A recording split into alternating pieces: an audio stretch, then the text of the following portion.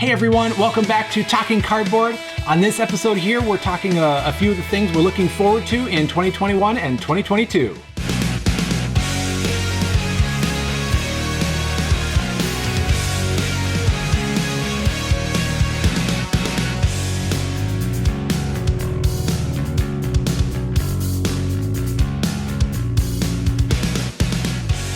As always, I'm your host, Jurch. To my right, we have John, and to my left, we have Cory, because I fear change. So speaking of change, coming up this year in 2021 and 2022, a lot of games, expansions, that type of stuff has been pushed back for a few different reasons that have been going on. So we've been looking forward to some of these things for a long time. So without further ado, Cory, let's start off with you. What's one thing that you're looking forward to in 2021 or 2022? So actually, the two things that I'm most excited for coming out this year... I said one. Yeah, I know. But I was just going to say that both of them I backed on Kickstarter. The first one I'm really excited about is Stefan Feld's City Collection that he's coming out with this year. The first two games from the collection. I don't know how many different games will be in the collection when it's all said and done, but it's coming out in like waves of 2 games at a time. The first 2 games that I'm getting are actually reprints of some of his older games and kind of redesigned as a second edition, streamlined a little bit, and just kind of made more up-to-date and more, I guess, a design that would be good for nowadays gameplay. More modernized. Yes. What games are those? So the first game is called Amsterdam, and that's a re-implementation of, I believe, Macau, which is one of his games that I've been trying to get my hands on for years, but any secondary market that I've looked up has been like $125 for the game, $150, and I just haven't been able to pull the trigger on it. But now that it's being re-implemented, redesigned, new artwork, new name, that sort of thing, I did back it, and I'm really excited for that. The other one is a re-implementation of Bruges, which is one of my favorite games of all time. And from the changes that I have heard and that I've read about, it's bringing some great changes. One of the things, we haven't played Bruges in a while, so I don't know how familiarized you guys will be with this, but there were a couple decks in the middle of the table that you would draw from each turn to make out your 5-card hand. And it was kind of a card dispenser type system where you would draw a card off of one of the stacks and you wouldn't know what color of card would come next. But now he's redesigned it to where there's 5 different decks with 5 different colors, so you can pick and choose exactly what colors you want to make up your hand now. So there's a little less luck involved, a little more strategy involved with this new version. And I'm trying to think. I think this new version is called Hamburg. So there's Hamburg and Amsterdam instead of Bruges and Macau. So and to make out the City Collection, he is also redesigning some of his other old designs, as well as creating brand new games for that also. Sounds like a lot of work.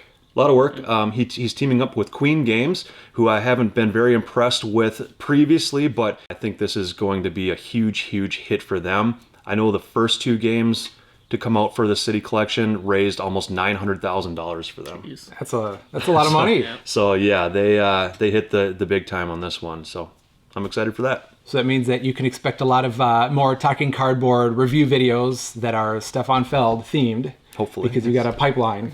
I'm excited. Which I think Cory's like 5 of his top 10 were already Stefan Feld. So we'll just keep adding to that list, I guess. Yeah, at least, yeah. Why not, yeah. Yeah, well, in the same vein of Kickstarter, which is probably going to be a major theme for all of us, I'm really looking forward to Ankh, which I backed on Kickstarter. It's my first Kickstarter backing.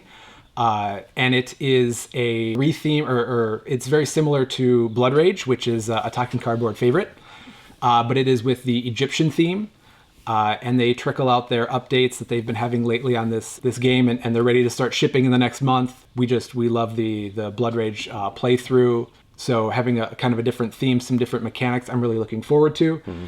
And it's going to be one of the games that we as Talking Cardboard are going to try to do like a live playthrough and a little bit more hands-on, kind of up our game as Talking Cardboard for more exciting content for you all. So that's doubly why I'm looking forward to that one. Yeah. And it should be a gorgeous game to look at on the table, too. Blood Rage is great. I mean, I don't know how you beat the Viking theme of Blood Rage, but... They definitely went out of their way to put a lot of time and energy into the aesthetics of the game and the pieces and the components. So really looking forward to just the whole experience with that. Yeah. Yeah. So, John, what's the first thing that you're looking forward to So my first anticipation comes out next week, and it's actually the Strixhaven expansion set for Magic the Gathering. I just recently got really back into Magic, or at least the physical version of the game, as I also play MTG Arena. But with the previous Kaldheim set, it was a Vikings theme, and it was really awesome. And now Strixhaven introduces like looking more deeply into the different schools of Magic. And how the different colors combo together and work together. And I think that's super appealing to me. I pre-ordered a bunch of stuff. I can't wait to play Commander, Standard, everything. I don't know. I don't know what else to say about Magic. It's Magic. But super excited for that. Should add some interesting cards. And I've got a good group of friends I play with pretty regularly. So anything to keep things fresh. And maybe we'll see some drafts or something on the Talking Cardboard channel when that comes out. So that's really cool to be looking forward to, that Magic is continually like up in their game. Right. Yeah. And in a similar vein, the next thing I'm looking forward to is the new release for the Keyforge set, Dark Tidings. I know when I get time to mention Keyforge or the next set in particular, it sounds like a broken record. But this was, maybe 6 months ago. I pre-ordered a couple of displayed boxes. And what we at Talking Cardboard like to do is when there's a new set of Keyforge out, then we have like a sealed tournament and we film that and do some interviews and stuff like that. And I'm still the reigning gym leader because I won, it was over a year ago was our last one, I think. Yeah. A long time. Yeah, due to COVID. So I'm looking forward to that. I'm looking forward to the new mechanics of like the rising tide, how that changes the abilities of some cards. They're introducing a new house, the Unfathomable. So that's like a deep sea house, and they're getting rid of Dis, which has been a really powerful one. And okay. Yeah, so they're really changing things up, and I know in the Keyforge community there's some uneasiness or anxiety going around about people thinking the game's dead or thinking the game's in trouble. But like, I mean, the whole world kind of has been on pause. Right. So let's just relax. A lot of countries have started to get their shipments. I think Canada recently got theirs. So, I mean, we're close. So it should be like in a month. And then we'll figure out when we're going to be able to do our next like sealed tournament. And that's always fun to participate in and get in people that are on kind of the fringes of the Talking Cardboard group.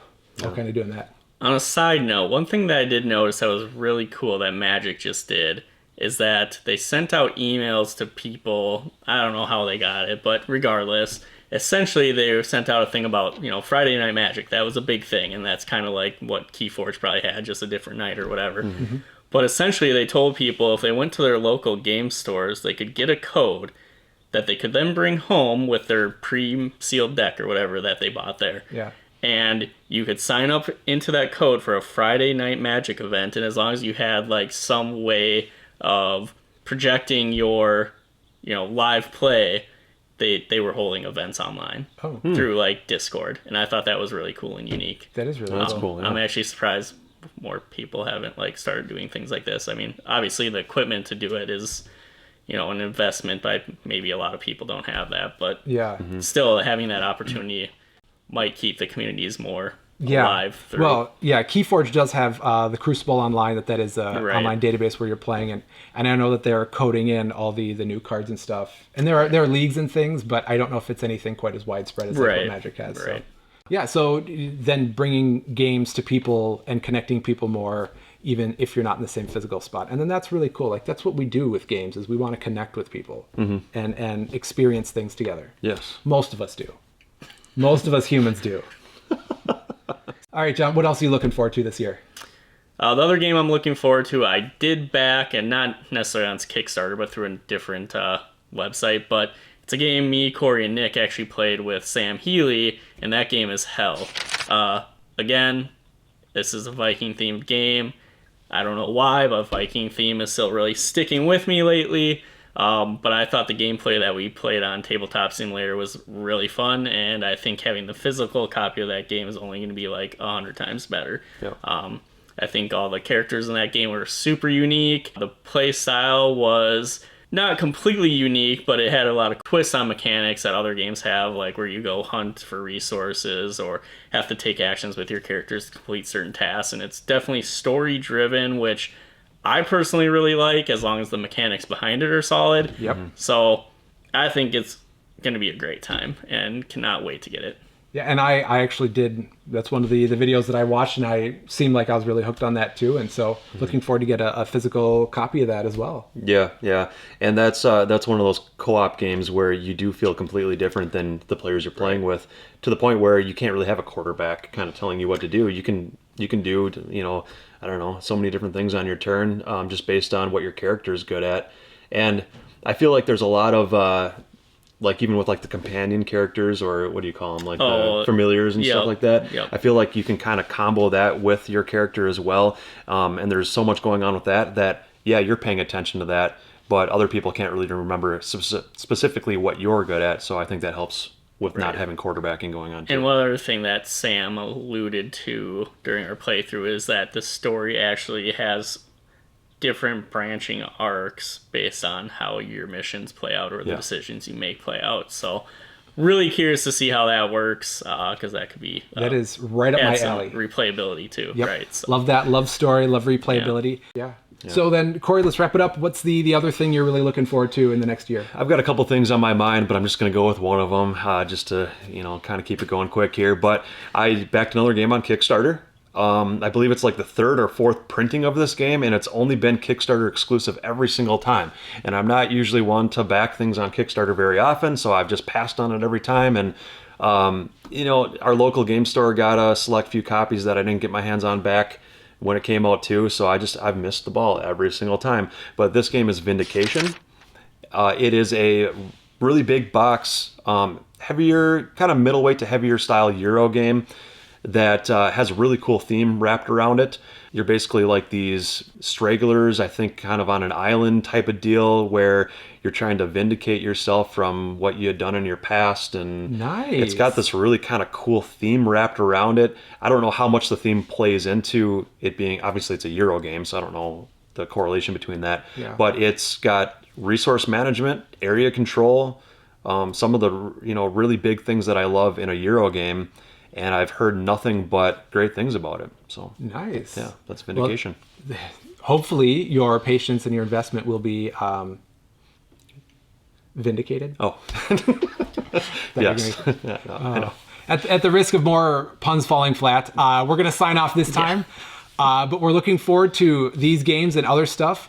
If there are other things that you're looking forward to, comment and we read those and we can start to investigate and see if that's something that we'll be able to put on our plate and acquire a copy and review and then get it out to the masses, because this is about community and about things we're looking forward to. And we want to know what everybody else really cares about in the gaming industry. Mm-hmm. So. And another thing you can look forward to in the future is we're actually hoping to do some live playthroughs of games, because we've found it's very difficult to record and then post live playthroughs and edit that. So look below the video here to find the link to the Talking Cardboard official Twitch channel. Yeah, we're trying to expand our reach. You guys get to see how we play and see that Cory does typically lose every one of the games that we play in. Yep, I'm a good host. Especially every the games he really, really likes. Yes. He always loses those. The games he doesn't like, maybe he wins. Yeah, I think that's what makes it fun, is me the pursuit of trying to win the game. Yep. Yeah, so we're trying to do some new things, trying to make it more fun, more engaging. So look forward to a bunch of stuff we got going on at Talking Cardboard. So from all of us here, just let's look forward to 2021 and get out there and play games.